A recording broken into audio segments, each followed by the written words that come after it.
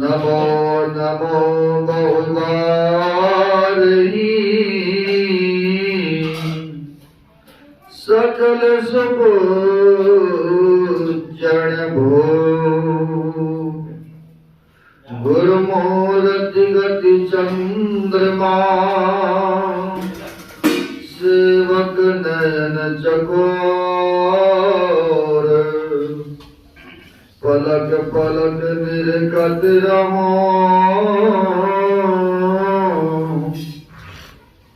गुरुमूर्ति की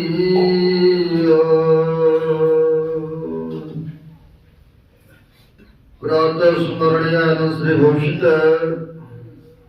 ब्रह्मलीन संत गुरु महाराज जो कि जन जन में कण कण में व्याप्त है, जग उद्धारक जग कल्याणकारक ऐसे सर्वव्यापक गुरुदेव भगवान के पाद पद्मों में असंख्य असंख्य बार नमन है। मंचस्थ पूज गुरुजन पूज्य साधु चरण आए हुए सदगुरु के सदभक्त गण जो मनुष्य शरीर का कर्तव्य है वह कर्म करने हेतु जत्र तत्र से यह साधना शिविर में आकर के एकत्र हुए हैं, भाग लिए हैं। बड़े ही आप लोग भाग्यशाली हैं, पुण्यात्मा हैं जो कि अपने समय को यह साधना शिविर में दे रहे हैं।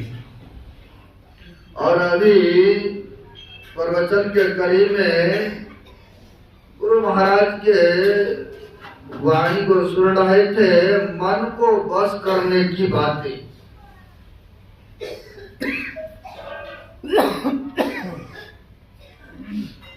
मन को कैसे बस करेंगे, तो अभी सुन रहे थे मन को बस करने के लिए मन को काम देना पड़ेगा। अब कौन सा काम देना पड़ेगा? बाहरी काम देने से काम चल जाएगा? महापुरुष कहते हैं बाहरी काम तो आपका उत्तरदायी है, आपका कर्तव्य है करना। मन को काम यह देना है जो मंत्र हम लोगों को मिला है वह जप करने के लिए उसको काम देना है। उसको कभी मंत्र में लगाइए मन को जप करने में, कभी धर्म ग्रंथों को पढ़ने में, कभी भजन को गुनगुनाने में, यानी शुभ काम में लगाते रहना है इस मन को। हर वक्त उस काम में मन को लगाते रहेंगे तो कहते हैं फिर ही मन वश में होने वाला है।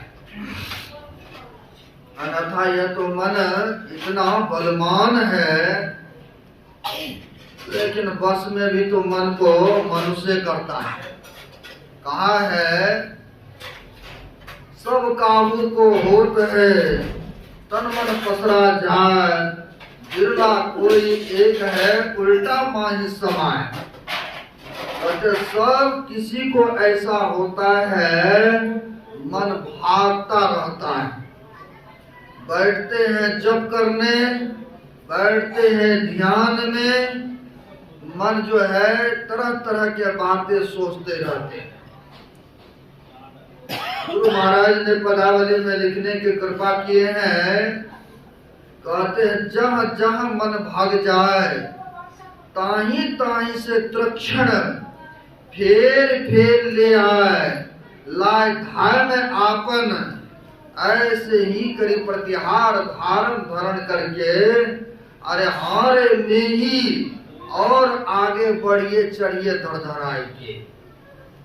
सदगुरु महाराज कहते हैं कि जहां जहां मन भागे उसको लौटा लौटा के लाइए, उनको समझाइए, बुझाइए कि बैठे हैं जप करने, बैठे हैं ध्यान करने और बाहर का बातों को हम सोच रहे हैं। नहीं तो बैठे ध्यान में तो नहीं गए, यहीं पर का बात बन रहा है और नहीं तो संसारे का काम हो रहा है। ये हो रहा है तन तो बैठे हैं ध्यान साधना शिविर में रखे हैं और मन विचरण कर रहा है संसार में। तनो रहेगा, मनो रहेगा, तब न हरि रंग लगेगा।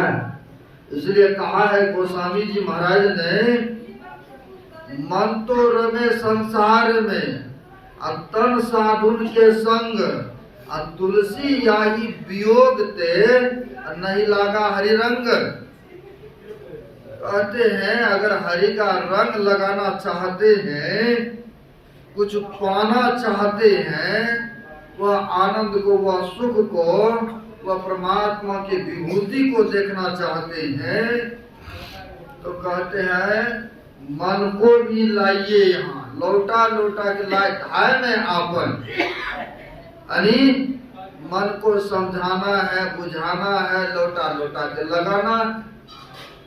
रे मन बैठे हो ध्यान करने, जब करने, नहीं तो यही का काम हो रहा, नहीं तो संसार का हो रहा, इसलिए पहले यहाँ का काम कर दो। यानी जब पर बैठे हो, सुमरन पर बैठे हो, यह काम कर लो, बाद में संसार का काम करना। यानी उसको समझाना है, बुझाना है। तो वही सदगुरु महाराज कहते हैं, लाए धाय में आपन, उसको लगाना है अपने कार्य में। और जब अपने कार्य में लगाएंगे, जब मन लग जाएंगे, तो क्या होगा? तब वह हरि रंग लगेगा, तब वह हरि का रंग चढ़ेगा, है ना।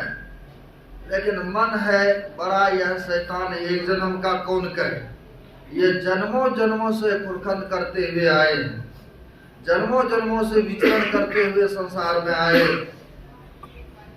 जो भागता हुआ आए हैं।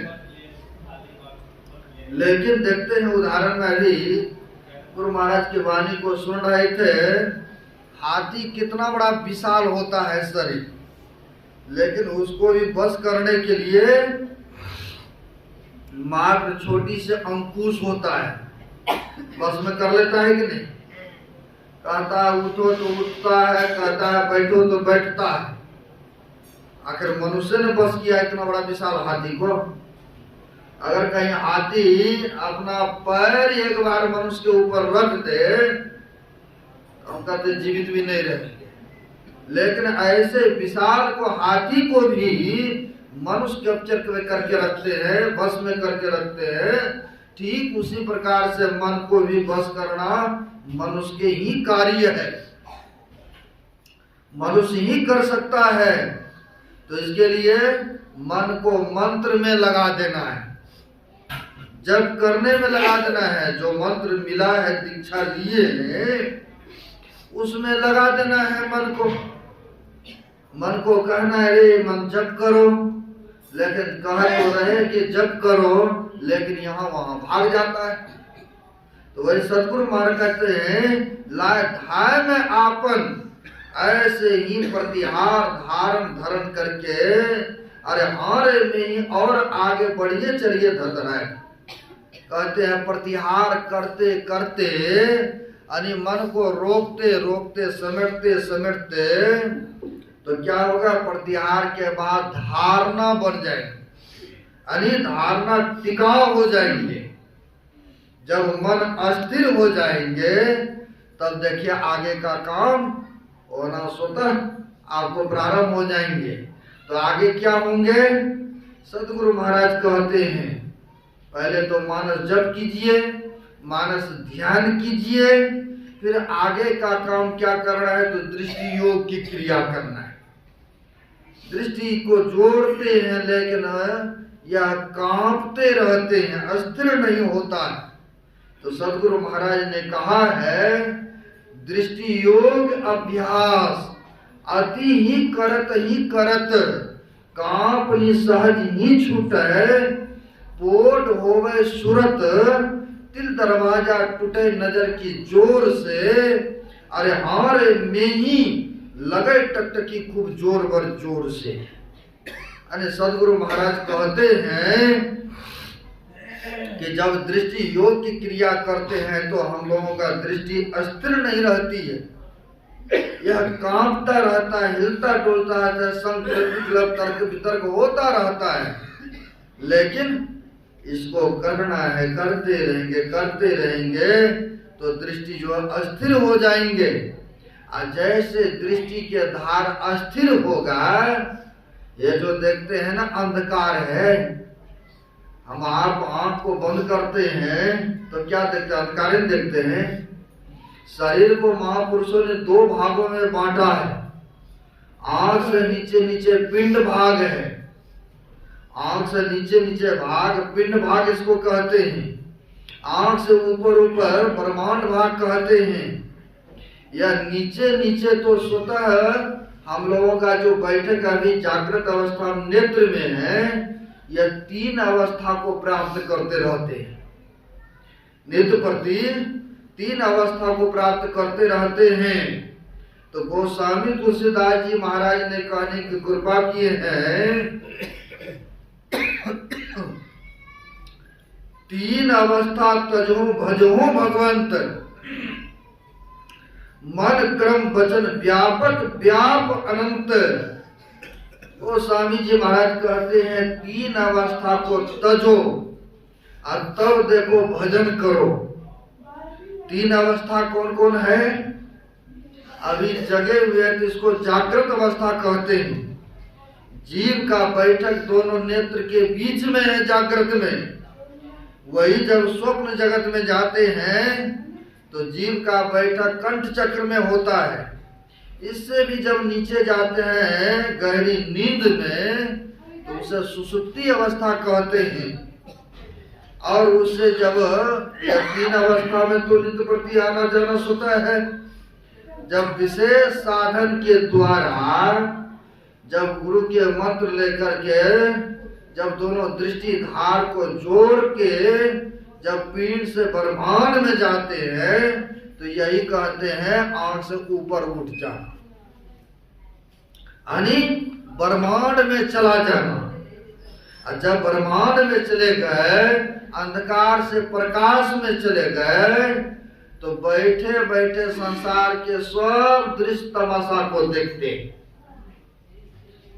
क्या संसार में हो रहा है, आपके मन में क्या क्या बातें चल रहा है, सब वह संत महापुरुष जान जाते। सदगुरु महाराज कहते थे कभी कभी प्रवचन में कि मेरे पास भक्त लोग ऐसे सब कामना लेके आते हैं, ऐसे सब इच्छा लेके आते हैं, अगर मैं मन के बात कह दूं तो मेरे पास आना छोड़ देंगे।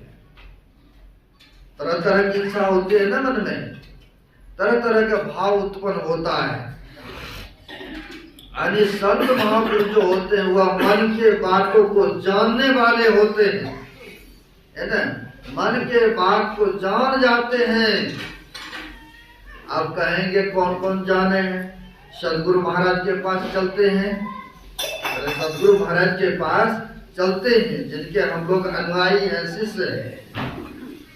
एक व्यक्ति पैसे वाले थे, धनी मानी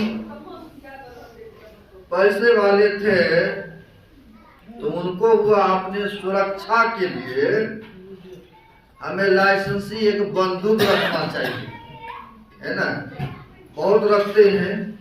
यहाँ भी अधिवेशन हुआ था तो कुछ नेता लोग वरिष्ठ लोग आए थे अधिवेशन में, तो उनको भी नीचे में दायरा में देखने को मिला, है ना। यानी रखते हैं अपने सुरक्षा के लिए, ऐसा देखने को मिलता है। अब उनके मन में हुआ कि सदगुरु महाराज से अगर आशीर्वाद मिल जाते, आशीर्वाद लेकर के फिर जाकर के मुंगेर जाके खरीदते। गुरु महाराज के समकालीन की बात है, आप लोग सुने होंगे या नहीं सुने होंगे तो आपके लिए नई बातें होंगे। वह व्यक्ति आए कहाँ? तो भागलपुर गुप्पा घाट। उसमें सदगुरु महाराज प्रेजेंट में थे, तो आए बहुत पैदल यात्रा। उसमें तो बरारी में गंगा जी में तो स्टीमर चलते, अब न पुल बन गए हैं। कई बार हम भी नाव पर, स्टीमर पर, जहाज पानी वाला पर टट्टर के गुप्पा घाट जाते रहे। अब होता क्या है, आए थे, आते आते बहुत विलम्ब हो चुका था, भोजन का समय था। भोजन का दिन का समय था, तो भोजन का समय आया हुआ व्यक्ति आकर के हाथ पर धोते सदगुरु महाराज को जाकर के प्रणाम करते।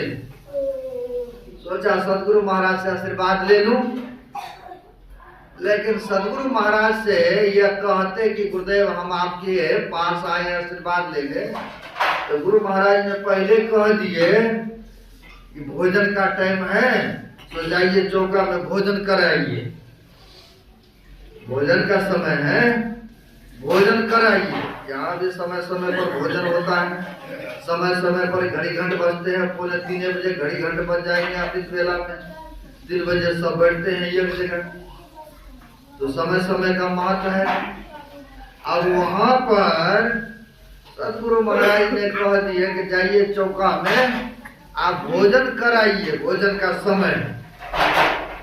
सदगुरु महाराज के वाणी को भी कैसे टालते। अब यह व्यक्ति चले गए भोजन के लिए। जब भोजन में गए वहां चौका में, तो विलंब हो गए और सदगुरु महाराज जो है भोजन करके अपने रूम में आराम कर रहे।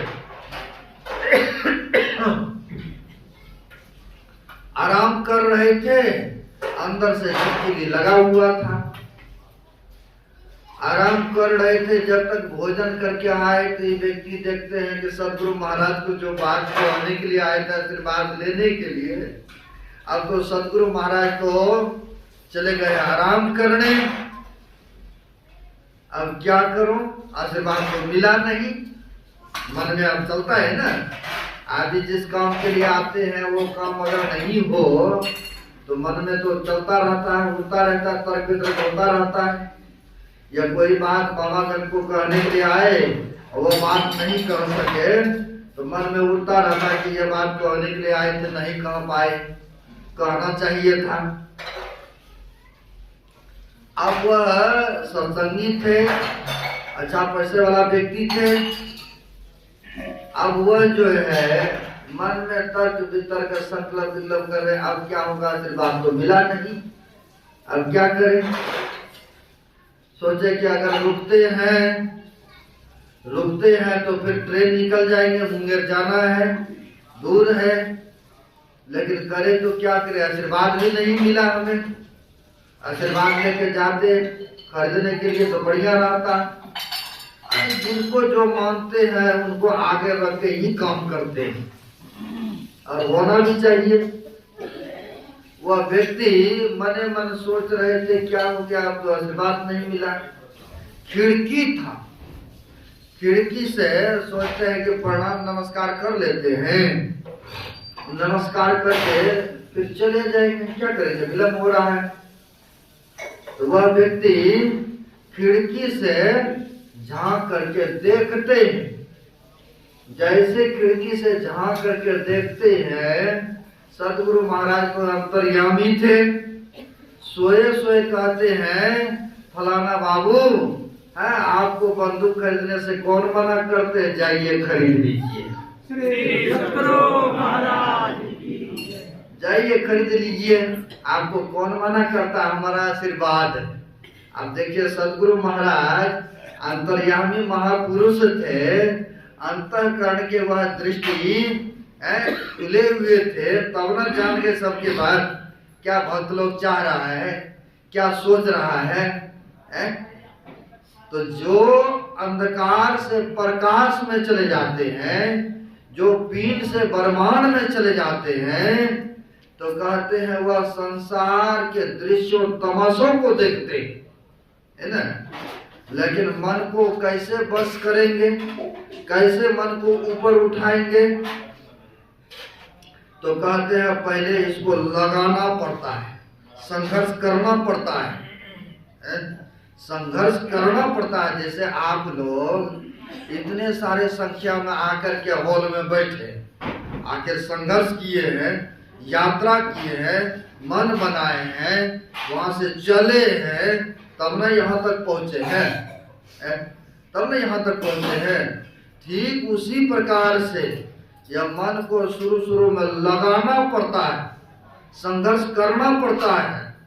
जब संघर्ष करेंगे तो मन उल्टे तो सूरत कहावे, यही मन जब उलट जाएगा तो यही सूरत हो जाएगा। अब मन की कहां तक दौड़ है? तो एक महापुरुषों ने कहा, मन बुद्धि चित्त अहंकार की है त्रिकुटी लग दौड़, और जिन दरिया इनके पड़े परे निरंकार की ठोर। मन बुद्धि चित्त अहंकार का कहते हैं त्रिकुटी तक की दौड़ होता है। अब हम कहते हैं आपको जितना क्षमता है उतने वजन उठाइएगा। अगर ज्यादा वजन दे देंगे तो संभव नहीं है कि आगे बढ़ पाइएगा। वैसे ही मन का है, यह त्रिकुटी तक मन बुद्धि चित्त अहंकार का वहां तक चलन होता है, वहां तक वो चलते, लेकिन उसके बाद तो यह लौट जाते हैं, यानी यही सूरत बन जाते हैं, यही आगे से आगे प्रक्रिया में लग जाते हैं। लेकिन पहले संघर्ष करना पड़ता है। पहले संघर्ष जब तक नहीं करेंगे तो हाथ नहीं लगने वाला है। तो संघर्ष क्या करना है? मन को लगाना है जप करने में। गुरु महाराज ने कहा है, जो एक नाम का जप करते हैं मनोयोग पूर्वक, तो कहा है सर्व क्षण गुरु मन, जो में ही रहे हो निश्चय निर्माण होवे संत सब कहे। जितने संत हो गए सबों का कहना है संत सब कहे हो। इसलिए कहते हैं सर्व क्षण, यानी जितने हम लोग श्वास लेते हैं सुनते 24 घंटा का अंतराल में कितना सांस, 21,664 बार सांस लेते हैं छोड़ते हैं, लेते हैं छोड़ते हैं, 21,664 बार। कहते हैं प्रत्येक श्वास में जप होना चाहिए। और कबीर साहब ने भी कहा है, श्वास श्वास में नाम सुमर ले, और को जाने कल की जगत में खबर नहीं पल की। तो महापुरुष कहते हैं कि श्वास प्रति श्वास में जप का स्मरण होना चाहिए। वही सदगुरु महाराज कह रहे हैं, सर्व क्षण गुरु मन जो में ही रहे हो, निश्चय निर्माण होवे संत सब कहे हो। निर्वाण अगर चाहते हैं, मोक्ष को प्राप्त करना चाहते हैं, जन्म मरण के दुखों से छूटना चाहते हैं, आवागमन के चक्कर में नहीं आना चाहते हैं, तो कहते हैं सर्व क्षण, यानी हर वक्त मन को मंत्र में लगाते रहना चाहिए, लगाते रहना चाहिए। हम उदाहरण में बताए थे, सदगुरु महाराज जी कहने की कृपा के मन को जो है काम देते रहिए। भूत की संज्ञा दिया ना, भूत की संज्ञा दिया, इनको काम देते रहिए, देते रहिए। वैसा काम दे दीजिए कि कभी खत्म नहीं होने वाला है। तो सदगुरु महाराज के प्रवचन में सुन रहे थे ना कि बांस गाड़ दीजिए, उसी पर कहिए चढ़ो उतरो, चढ़ो उतरो, कभी काम खत्म होने वाला है? कभी खत्म नहीं होने वाला है। वैसे ही कहते मन को भी मंत्र दे दीजिए, इसको खूब जपाइए, खूब सुमरण करवाइए, खूब आध्यात्मिक पुस्तक को पढ़वाइए, भजन गुनगुनाइए। क्योंकि वृत्तियां हम इधर लगा देंगे तो मन संसार में जाएगा नहीं, और जाएगा भी तो लौट करके आ जाएगा। तो इसलिए कहते हैं मन की तरंग को मार ले बस हो गया भजन। कहना तो बड़ा आसान है, लेकिन करना बड़ी कठिन है। जो करते हैं, जो इस पथ पर चलते हैं, जो रास्ता पर चलते हैं, उनको पता चलता है कितना कठिन है ना, कितना परिश्रम करना पड़ता है। लेकिन जो परिश्रम करते, जो कठिनाइयों को तय करना जानते हैं, उस पर चल दिया है, मंजिल तो उन्हीं को न मिलेगा। अब यहाँ पर साधना शिविर लगाया गया है, अब घड़ी घंट बजेंगे तभी न उठेंगे। चाहे जैसे मर्जी होता है, 1 घंटा तो बैठना ही पड़ता है। अपने अपने घर में क्या है, है। चलो 10 मिनट 5 मिनट भी बैठे, 15 मिनट आधो घंटा बैठे, वहां तो कोई देखने वाला नहीं है, कोई कहने वाला नहीं है। यहाँ पर तो आपके बगल में देखने वाला है। वो जब बैठे हैं तो आप कैसे उठेंगे? आप खुद शर्म आएंगे आपको, आप स्वयं नहीं उठेंगे।